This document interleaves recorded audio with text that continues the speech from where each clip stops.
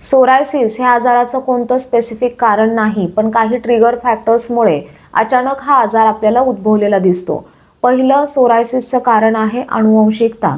जर तुमच्या आई वडिलांना किंवा त्यांच्या बाजूला असणाऱ्या इतर नातेवाईकांना सोरायसिस असेल तर मुलांनाही सोरायसिस होण्याची खूप जास्त शक्यता असते. त्याच्यामुळेच मुलांनी खूप आधीपासूनच काळजी घेतली पाहिजे. दुसरं सोरायसिसचं कारण आहे विरुद्ध आहार विहार.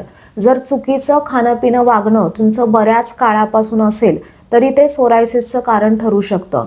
विरुद्ध आहाराविहारावरचा डिटेल व्हिडिओ आपल्या चॅनेलवरचा तुम्ही पाहू शकता. तिसरं कारण आहे आंबट खारट तिखट पदार्थांचं अतिसेवन करणं.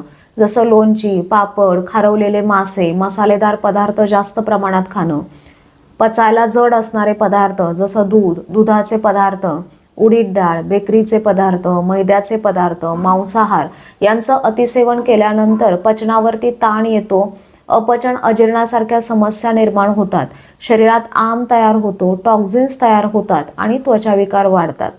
त्यानंतर शरीरातील पित्त, उष्णता वाढवणारे पदार्थ जसं चहा कॉफीचं अतिसेवन करणं, स्मोकिंग करणं, अल्कोहोल घेणं किंवा चुकीची लाईफस्टाईल असणं म्हणजेच दुपारी झोपणं, रात्री जागरण करणं, तर अशा सवयींमुळे शरीरातील पित्त, उष्णता वाढते, रक्त खराब होतं आणि सोरायसिस सारखे आजार वाढतात. त्याच्यामुळे तुमच्या खाण्यापिण्या वागण्याकडे तुम्ही लक्ष दिलं पाहिजे, कारण यातूनच शरीरातील दोष धातू मलांची निर्मिती होत असते. त्वचा विकारामध्ये किंवा सोरायसिस सारख्या आजारामध्ये तुम्ही काय खाल्लं पाहिजे, काय नाही खाल्लं पाहिजे याविषयीचा सविस्तर व्हिडिओ आपल्या चॅनलवरती आहे, तो तुम्ही नक्की पहा. कारण औषधांसोबत जेव्हा पथ्य व्यवस्थित पाळली जातात तेव्हाच कोणताही आजार पूर्णपणे बरा होतो. आणि स्पेशली त्वचा विकारामध्ये तर पथ्य पाळणं हे अतिशय महत्त्वाचं आहे. चौथं कारण आहे नैसर्गिक वेग. जसं लघवी, संडास, उलटी, शिंक असे वेग काही कारणास्तव किंवा विनाकारण सतत अडवले जात असतील तर याने शरीरातील दोष वाढून स्किन प्रॉब्लेम्स वाढतात. त्यानंतर पाचवं कारण आहे आर्टिफिशियल फ्रेग्रन्स असणाऱ्या गोष्टींचा वापर करणं. जसं सुगंधी साबण, परफ्यूम, डिओड्रंट्स, ऑइल्स याचा सतत वापर केल्यानंतर त्वचेला इरिटेशन होतं आणि स्किन प्रॉब्लेम्स वाढतात.